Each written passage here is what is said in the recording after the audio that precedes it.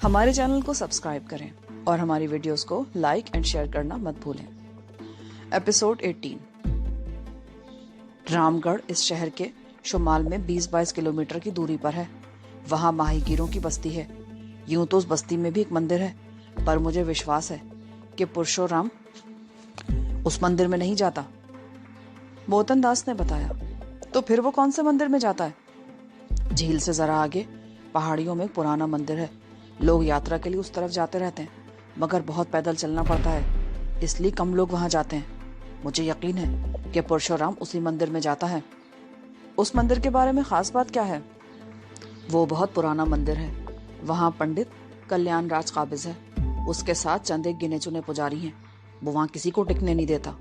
दूर दूर से आने वाले दौलतमंद यात्री वहां बहुत कीमती चीजों की भेंट चढ़ाते हैं। जेवरात, सोने की मूर्तियां और नकदी। वहां लाखों की आमदनी है, इसलिए पंडित कल्याण वहां किसी को पैर जमाने नहीं देता। पर यह पुरुषोत्तम हर हफ्ते वहां 2 औरतों को लेकर जाता है। कोई गड़बड़ तो जरूर है। क्या तुम वहां रह चुके हो? 2-3 साल पहले सिर्फ एक मर्तबा गया था, मगर तीसरे दिन पंडित कल्याण ने भगा दिया था। देखो मोहतन दास, हमें तुमसे कोई दुश्मनी नहीं है। मेरी इस दोस्त ने कल तुम्हें काली के मंदिर में पंडित मुरलीधर या पुरुषोत्तम के साथ देखा था, इसीलिए आज इस तरह तुम्हें मंदिर से लाया गया कि किसी को शुभा ना हो और तुम लालच में भी आ जाओ। बात दरअसल ये है कि पंडित मुरलीधर का दोस्त खूनी है। उसने कई खून किए हैं और भागा हुआ है। पंडित मुरलीधर या पुरुषोत्तम उसका शरीके जुर्म है, लेकिन हमें उसके खूनी दोस्त की तलाश है, जो गालिबन किसी मंदिर में छुपा हुआ है। तुम चूंकि पुरुषोत्तम के सेवक हो, इसीलिए हमने तुमसे राब्ता करने का फैसला किया था, ताकि तुमसे उन दोनों के बारे में मालूमात हासिल कर सकें। क्या तुम लोग पुलिस वाले हो? नहीं, हमारा उनके साथ अपना पुराना हिसाब किताब है, जिसे हम बराबर करना चाहते हैं। पुरुषोत्तम को देख तो लिया था, फिर उसे पकड़ा क्यों नहीं? अगर हम उसको पकड़ लेते तो उसका दूसरा साथी होशियार हो जाता। वो बहुत चालाक आदमी है। हम दोनों पर इकट्ठे ही हाथ डालना चाहते हैं, और इस सिलसिले में हमें तुम्हारी मदद की जरूरत है। तुम हमसे ताउन करोगे तो हम तुम्हें इतनी दौलत देंगे जिसका तुमने तसव्वुर भी नहीं किया होगा। लेकिन अगर पुरुषोत्तम यह पंडित विशंबर नाथ जी को भनक मिल गई ना कि मैं तुम लोगों के लिए काम कर रहा हूं, तो वो मुझे जिंदा नहीं छोड़ेंगे। जब तक तुम्हारी जुबान बंद रहेगी किसी को पता नहीं चलेगा। एक बात और भी है, अगर पंडित विशंबर नाथ भी उनके जराइम में मुलव्विस पाया गया तो उसे भी रास्ते से हटा दिया जाएगा, और हो सकता है इस तरह तुम्हें इस मंदिर में कुछ इख्तियारात मिल जाएं। मोहतन दास की आंखों में चमक सी उभर आई। मुझे क्या करना होगा? रामगढ़ झील वाले मंदिर में जाकर पता लगाओ कि पुरुषोत्तम के साथ और कौन है। अगर तुमने सही इत्तला दी तो हम तुम्हें माला माल कर देंगे, लेकिन अगर तुमने हमसे कोई गद्दारी की और उन्हें हमारे बारे में बता दिया तो याद रखो, तुम हिंदुस्तान के किसी मंदिर में महफूज नहीं रह सकोगे। मैं वादा करता हूँ कि किसी को कुछ नहीं बताऊंगा। मैं कल ही वहां जाकर पता करूंगा। तो फिर हम कल रात तुमसे मिलेंगे। कल रात तो मैं वहीं रहूंगा। परसों रात 10 बजे घंटा बजते तुम लोग यहाँ आ जाना। मैं यहीं मिलूंगा, इसी खोली में। ठीक है, लेकिन अगर हमारे साथ धोखा हुआ तो तुम जिंदा नहीं बच सकोगे। नहीं महाराज, तुम्हारे साथ धोखा नहीं होगा। अब हमें इन गलियों से बाहर छोड़कर आओ, मंदिर की तरफ। मोहतन दास उठ खड़ा हुआ। हम कमरे से बाहर आ गए। उसने लालटेन जलती रहने दी और बाहर निकलकर दरवाजा बंद करके इशारा करते हुए एक तरफ चल पड़ा। हम दोनों भी उसके पीछे चलने लगे। रूपमती का मामला कुछ उलझ गया था। पुलिस तहकीकात करते हुए शहर की नवाही पहाड़ियों में वाक़े उस खंडरनुमा इमारत तक पहुंच गई थी जहां रूपमती को बांध कर रखा गया था। पुलिस को न सिर्फ उस शिकस्ता और वीरान इमारत से धर्मेश की लाश, बल्कि इमारत से तकरीबन आधे मील दूर पहाड़ियों में उस शख्स की लाश भी मिल गई जो लाला रंजीत के खंजर से घायल होकर इमारत से भाग गया था। दोनों लाशें आधी से ज्यादा भेड़ियों की खुराक बन चुकी थीं। इत्तेफाक से उनके चेहरे सलामत थे, जिनसे उन्हें शनाख्त किया गया था। पहाड़ियों में पाई जाने वाली लाश भूषण सिंह नामी एक आदमी की थी, जिसके बारे में पता चला कि उसका ताल्लुक चित्तौड़गढ़ के साबिक राजा के खानदान से था। उसका बाप राजा का कजन था। तकसीम हिंद से पहले वो चित्तौड़गढ़ की गद्दी का दावेदार था, मगर उस वक्त की अंग्रेज हुकूमत ने राजा रघुवीर सिंह को चित्तौड़गढ़ का राजा तस्लीम कर लिया था। भूषण सिंह का बाप उधम सिंह गद्दी हासिल करने के लिए उधम मचाता रहा। उसने अंग्रेजों के खिलाफ साजिशें भी शुरू कर दी, लेकिन कामयाब न हो सका। उसी दौरान में हिंदुस्तान का बंटवारा हो गया। तमाम रियासतें तकसीम हो गई, राजाओं से इख्तियारात छीन लिए गए। हिंद सरकार ने भी रघुवीर सिंह को ही चित्तौड़गढ़ का साबिक राजा तस्लीम करते हुए उसके लिए गिरा कदर वजीफा मुकर्रर किया। उधम सिंह ने अपनी उधमबाजी जारी रखी। अदालतों में मुकदमेबाजी से लेकर रघुवीर सिंह के खिलाफ साजिशों का सिलसिला जारी रखा। वो हर सूरत में रघुवीर सिंह को गिराना चाहता था ताकि सरकार से मिलने वाला वजीफा और दीगर रियायतें खुद हासिल कर सके। उधम सिंह ने राजा रघुवीर सिंह के साले धर्मवीर सिंह को किसी तरह अपने साथ मिला लिया। रघुवीर सिंह को अब दो दुश्मनों का सामना था। धर्मवीर सिंह उधम सिंह से ज्यादा चालाक साबित हुआ। एक तरफ उसने उधम सिंह को लारा लप्पा लगाए रखा और दूसरी तरफ वो राजा के खिलाफ भी रेशा दवानियों में मसरूफ रहा, क्योंकि हिंद सरकार से मिलने वाला वजीफा वो खुद हासिल करना चाहता था। धर्म सिंह के दिल्ली से भी बड़े अच्छे ताल्लुकात थे। उस वक्त के कई बड़े बड़े सियासी लीडर और नेता उसके हल्का अहबाब में शामिल थे। उसकी रसाई राजभवन तक थी और बिला आखिर वो अपनी रेशा दवानियों में कामयाब हो गया। हिंद सरकार ने राजा रघुवीर सिंह को मुअत्तल करके धर्मवीर सिंह को चित्तौड़गढ़ का साबिक राजा तस्लीम करते हुए सरकारी वजीफा और दीगर तमाम मरात उसके नाम मुंतकिल कर दी, जबकि राजा रघुवीर सिंह को हर चीज से महरूम कर दिया। उसके साथ ही उसके खिलाफ इनकम टैक्स की चोरी और इख्तियारात के नाजायज इस्तेमाल और बदउनवानियों के लाताद मुकदमात शुरू हो गए। राजा रघुवीर सिंह एक गैरतमंद आदमी था। वो ये जिल्लत बर्दाश्त न कर सका और उसने अपने आप को गोली मारकर आत्महत्या कर ली। राजा रघुवीर सिंह का बाप खत्म हो गया और उधम सिंह और धर्मवीर सिंह में ठन गई। धर्मवीर सिंह के बेटे बलवंत सिंह और उधम सिंह के बेटे भूषण सिंह में गहरी दोस्ती थी। वो दोनों बदकमाश और अय्याश थे। बड़ों की लड़ाई से उन्हें कोई मतलब नहीं था। उन्हें अपनी रंगरलियों से इतना वक्त ही नहीं मिलता था कि किसी और मामले पर तवज्जो दें। शहर की तवाइफों के कोठे उनके दम से आबाद थे। रात गए कोठों से निकलते तो बलवंत सिंह की हवेली में राग रंग की महफिलें जमती, जिनमें शहर की हसीन तरीन कॉल गर्ल्स के अलावा ऐसी लड़कियां भी होती जिन्हें अगवा करके लाया जाता। भूषण सिंह और बलवंत सिंह को हमेशा इकट्ठे ही देखा जाता। लोग हैरान थे कि उन दोनों के बाप एक दूसरे के जानी दुश्मन हैं, फिर ये दोनों कैसे एक की थाली में खाते हैं। और फिर एक रोज उधम सिंह पुरस्कार तौर पर हलाक हो गया। उसकी लाश शहर से चंद मील दूर एक झील में पाई गई। बाज लोगों का ख्याल था कि वो झील में डूब कर मरा और कुछ लोगों के नजदीक उसे पहले गला घोंटकर हलाक किया गया और फिर लाश झील में फेंक दी गई। पुलिस ने उसे एक इत्तेफाकी हादसा करार देकर केस बंद कर दिया। शहर का हर आदमी जानता था कि उधम सिंह की धर्मवीर सिंह से दुश्मनी चल रही थी और आम ख्याल यह था कि उधम सिंह को कत्ल किया गया है। लेकिन उसके बेटे भूषण सिंह पर अपने बाप की मौत का कोई असर नहीं हुआ। उसने मजीद तहकीकात पर भी जोर नहीं दिया। पुलिस ने जो कहा उस पर आंखें बंद करके अब यकीन किया और बाप की चिता जलाकर घर बैठ गया। भूषण सिंह अब मुकम्मल तौर पर बलवंत सिंह का कासलैस बन गया था। बलवंत सिंह को भी उस पर कोई खतरा नहीं था। कुछ ही अरसे बाद भूषण सिंह ने चित्तौड़गढ़ में अपनी मौरूसी हवेली औने पौने बेची और जयपुर आ गया। यहाँ कोई जायदाद खरीदने के बजाय उसने सरदार पटेल मार्ग के इलाके में एक शानदार कोठी किराए पर ली और रंगरलियों में मसरूफ हो गया। उसके गिर्द ऐसे लोग जमा हो गए जो उसे मोटी आसामी समझते थे।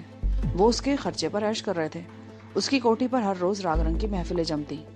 शराब और आवारा औरतों पर हर रात हजारों रुपए उड़ाए जाते।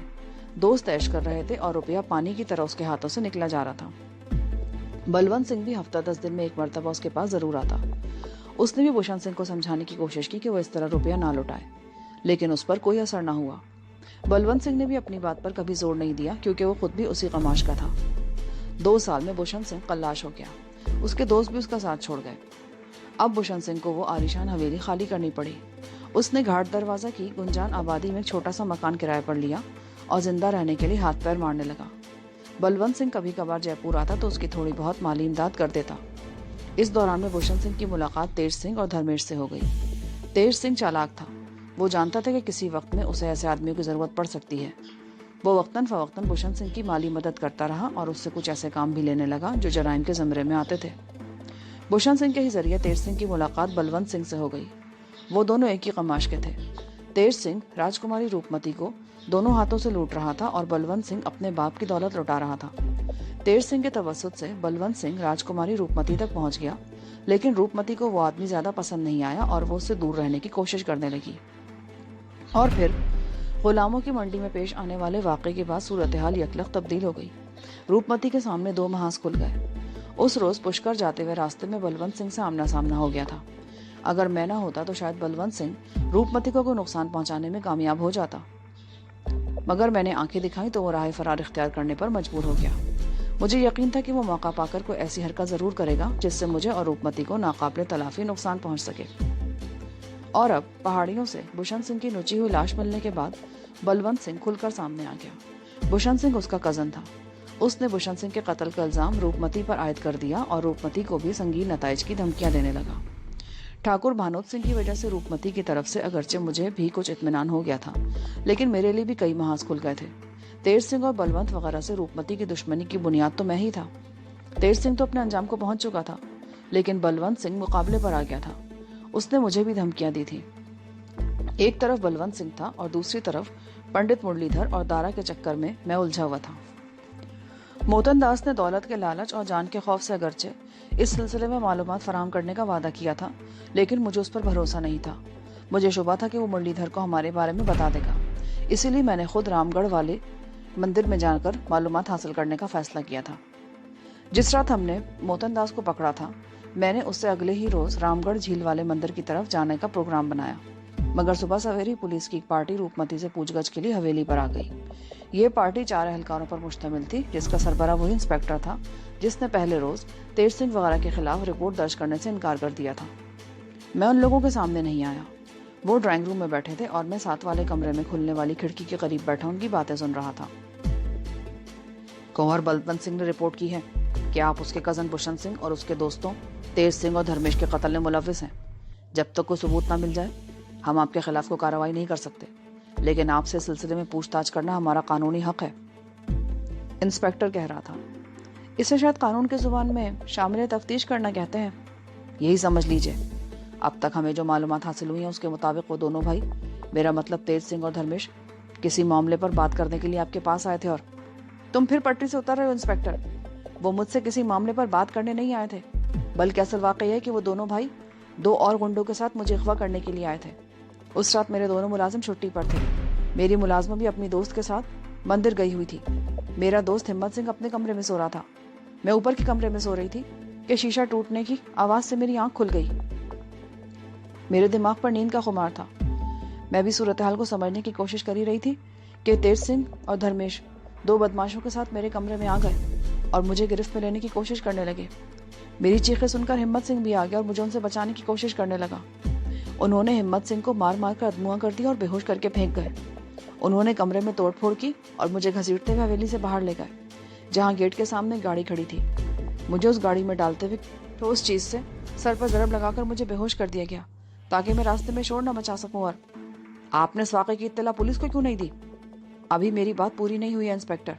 एक मर्तबा पहले भी वो दोनों नमक हराम मेरी हवेली में आकर तोड़फोड़ कर चुके थे। मैं फरियाद लेकर तुम्हारे पास आई थी। उस वक्त तुमने क्या कर लिया था जो अब कर लेते? और फिर रिपोर्ट कौन करता? वो लोग मुझे अगवा करके ले गए थे।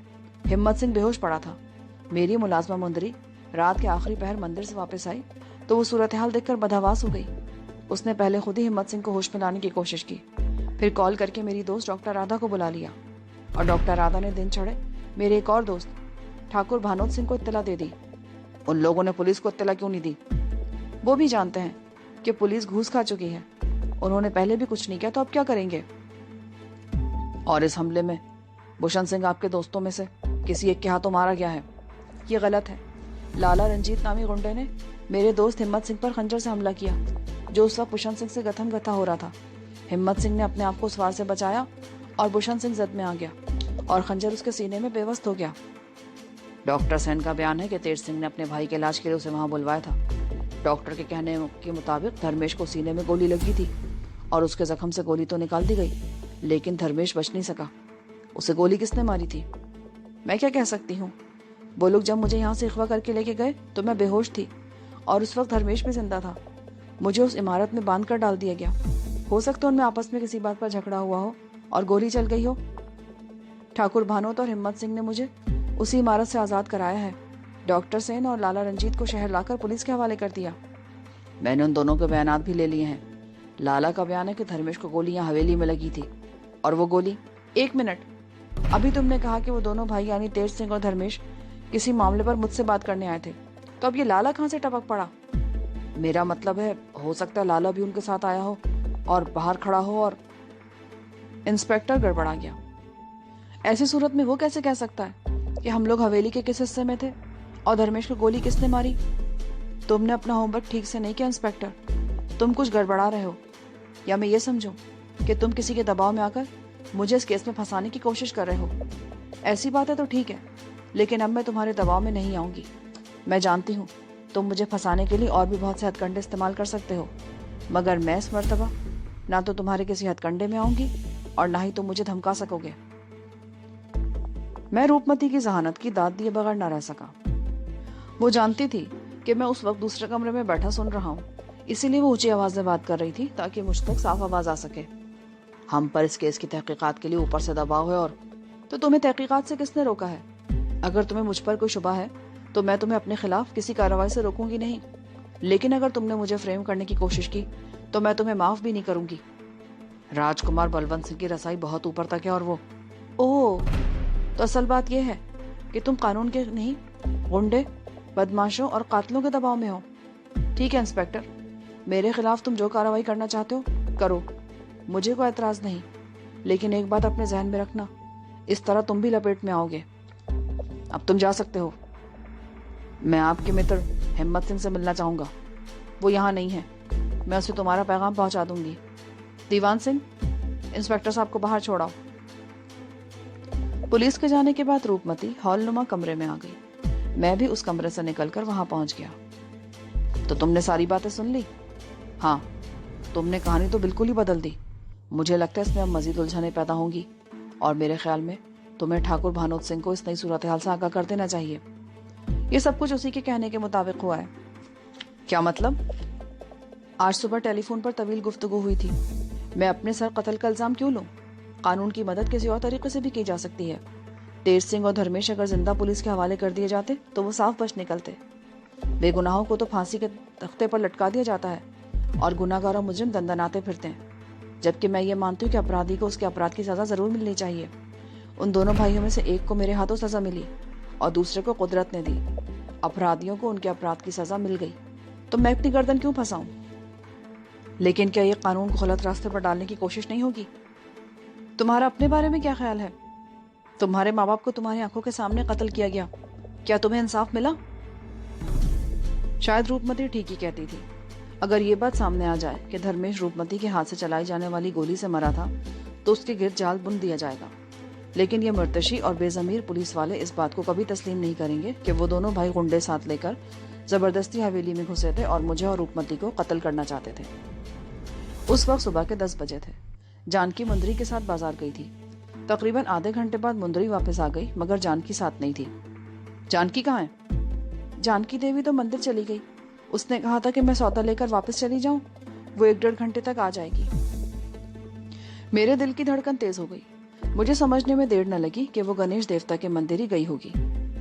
मुझे जानकी पर गुस्सा आने लगा। उसने जानबूझकर ऐसी हरकतें शुरू कर दी थी जिससे हम किसी बड़ी मुसीबत में फंस सकते थे। वक्त गुजरने के साथ साथ मेरी परेशानी बढ़ती चली गई। 2 बज गए। मुंदरी ने खाना तैयार करके मेज पर लगा दिया। रूपमती मुझे सोफे से उठाकर खाने की मेज पर ले गई। परेशान क्यों हो रहे हो? वो कोई बच्ची तो नहीं है जो रास्ता भूल जाए। तुम खाना खाओ, वो आ जाएगी। बात रास्ता भूलने की नहीं है, तुम नहीं जानती वो जगह हमारे लिए कितनी खतरनाक है। मैंने जवाब दिया और बेदिली से खाना खाने लगा। ना जाने क्यों मेरी छठी हिस्स किसी गड़बड़ का एहसास दिला रही थी। रूपमती के चेहरे पर भी परेशानी के तासुरात नुमाया होते जा रहे थे। 4 बज गए। ना तो जानकी वापस आई और ना ही उसने टेलीफोन पर अपने बारे में कोई इत्तला दी। अब मुझे किसी गड़बड़ का यकीन हो गया। मैं दीवान सिंह को मंदिर भेजती हूँ। वो मालूम नहीं, मुझे खुद ही जाना पड़ेगा। हो सकता है वहां मोतनदास या किसी और ऐसे पुजारी से सामना हो जिससे जानकी के बारे में कुछ मालूम हो सके। तो ठीक है, मैं भी साथ चलती हूँ। नहीं, हम में से एक का यहाँ रहना जरूरी है। ठीक है, जाओ, पर अपना ख्याल रखना। कोई गड़बड़ महसूस करो तो फौरन खबर कर देना। मैंने कमरे में जाकर पिस्तौल पतलून की जेब में रखा और बाहर आ गया। रूपमती पोर्च तक साथ आई, जहां पजारो और नीली शराट खड़ी थी। दोनों गाड़ियों में चाबियां लगी हुई थी। मैं अब ड्राइविंग में खासी महारत हासिल कर चुका था और जयपुर की सड़कें भी अब मेरे लिए अजनबी नहीं रही थी। उस वक्त शाम के 6 बजने वाले थे। बाजारों में खूब रौनक थी और मंदिर में भी सैकड़ों लोगों की आमदोरफ्त जारी थी। मंदिर में खवे से खवा चल रहा था। कोई पूजा के लिए आया था तो कोई मन्नत पूरी होने पर भेंट चढ़ाने के लिए। मैं मंदिर में घूम फिरकर मोतनदास को तलाश करता रहा, लेकिन वो कहीं भी नजर नहीं आया। बिलाखिर मैंने एक पंडित को रोक लिया। मैंने उससे मोतनदास के बारे में दरियाफ्त किया। उसे तो मैंने आज सुबह देखा था, पर उसके बाद वो नजर नहीं आया। मैं कुछ देर उसी मंदिर में घूमता रहा और फिर बाहर आ गया। एक तवील चक्कर काटता हुआ मैं मंदिर की पिछली तरफ वाली गलियों में आ गया। वो गली तलाश करने में मुझे खासी दुश्वारी पेश आई। मैं इधर उधर देखता हुआ खंडरनुमा इमारत में दाखिल हो गया। उस वक्त शाम का अंधेरा फैल चुका था और उस कमरे के खुले हुए दरवाजे से लालटेन की रोशनी झांकती नजर आ रही थी। मैं दबे कदमों आगे बढ़ता रहा और फिर एकदम दरवाजे के सामने आ गया। मैंने अपना सीधा हाथ पतलून की जेब में से पिस्तौल के दस्ते पर रखा। कमरे में रोशनी देखकर मुझे शुबा हुआ कि शायद मोतनदास कमरे में मौजूद होगा, लेकिन वो कोई और था जो झिलंगा से चारपाई पर लेटा बीड़ी के कश लगा रहा था। कौन हो तुम भाया? वो भी कोई पुजारी था। डरो नहीं, मैं तुम्हें नुकसान नहीं पहुंचाऊंगा। तो फिर तुम कौन हो और इधर क्या लेने आए हो? मैं दरअसल मोतनदास से मिलने आया हूँ। मोतनदास? वो तो आज सुबह माउंट आबू चला गया भाया। मेरे लायक को सेवा हो तो बताओ, अपने स्थान पर पूजा करानी हो या हवन वगैरह? नहीं नहीं, मैं किसी और काम से आया था। माउंट आबू तो यहाँ से कोई 500 किलोमीटर दूर है भाया। सैलानियों का कोई ठिकाना नहीं। वहाँ बहुत से जैन मंदिर हैं, वो कहीं भी जा सकता है। ठीक है, धन्यवाद। मुझे जानकी की हिमाकत पर गुस्सा आ रहा था। वो मंदिर में आई थी, उस पर मुरलीधर को शुबा तो कल ही हो गया था।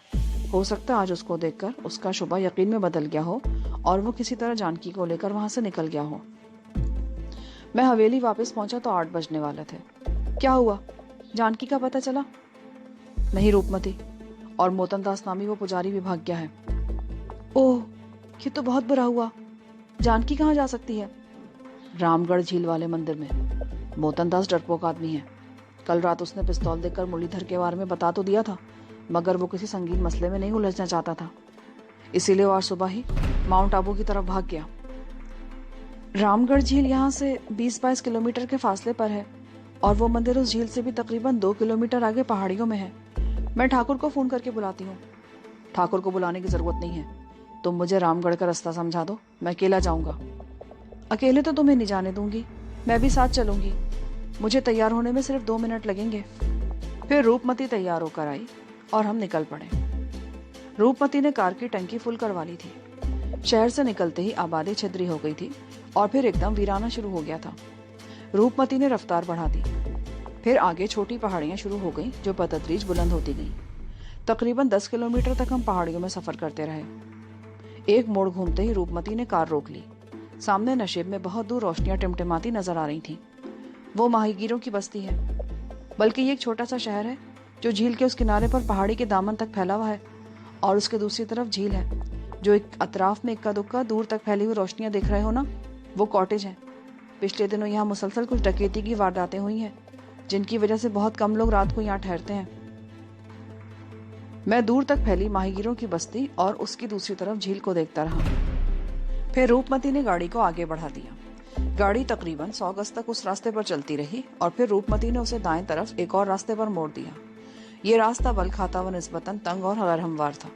रूपमती बहुत एहतियात से ड्राइविंग कर रही थी। तकरीबन आधे घंटे तक पहाड़ियों में उस पुरपेच रास्ते पर चलते रहने के बाद रूपमती ने गाड़ी रोक ली। अब यहाँ से आगे पैदल चलना पड़ेगा। मैंने अपनी तरफ का शीशा चढ़ाया और दरवाजा खोलकर नीचे उतर आया। रूपमती एक जगह रुक गई। वो रामगढ़ मंदिर है। ये मंदिर का अकबी हिस्सा है जो चट्टानों से मिला हुआ है। इन चट्टानों में पहले गार हुआ करते थे जो मंदिर में शामिल हैं, और शायद ये मंदिर इस जगह बनाया भी इसीलिए गया कि इन चट्टानों और गारों से फायदा भी उठाया जा सके। मंदिर का सामने का हिस्सा दूसरी तरफ है। हमें इस तरफ से घूम कर जाना होगा। हम पत्थरों पर उतरते एक तरफ चलने लगे और तकरीबन 50 गज का फासला तय करके रुक गए। हमारे सामने फसील नुमा ऊंची दीवार थी। इसी दीवार पर चढ़कर हम दूसरी तरफ जा सकते हैं। मैंने सर उठाकर देखा। किसी किले की फसील की तरह वो दीवार तकरीबन 20 फुट बुलंद थी। पत्थरों से बनी उस दीवार पर चढ़ना मेरे लिए अगरचे मुश्किल नहीं था, लेकिन रूपमती के बारे में मैं कह नहीं सकता था। तुम इस दीवार पर चढ़ जाओगी? ज्यादा मुश्किल तो नहीं, पत्थर बड़े बड़े और उभरे हुए हैं, कोई मुश्किल तो पेश नहीं आनी चाहिए। तो फिर चलो। रूपमती उन पत्थरों पर हाथ जमाकर ऊपर चढ़ने लगी। वो तकरीबन 10 फुट ऊपर जा चुकी थी। मैं उसे नीचे से देखता रहा। वो किसी हादसे के बगैर ऊपर पहुंच गई। मैंने इत्मीनान का सांस लिया और फिर खुद भी दीवार चढ़ने लगा। दीवार खासी चौड़ी थी, उस पर खड़े होकर आसानी से चला जा सकता था। दूसरी तरफ पत्थर भी इसी तरह उभरे हुए थे। दीवार पर चढ़ना तो बहुत आसान साबित हुआ, लेकिन नीचे उतरना खासा मुश्किल था। मैं दीवार पर बैठा इधर उधर देखने लगा और फिर उठकर एक तरफ चलने लगा। रूपमती भी बैठकर आहिस्ता आहिस्ता मेरे पीछे चली आ रही थी। मैं एक जगह रुक गया। बिलाखिर मुझे वो जगह मिल गई थी जहां से नीचे उतरा जा सकता था।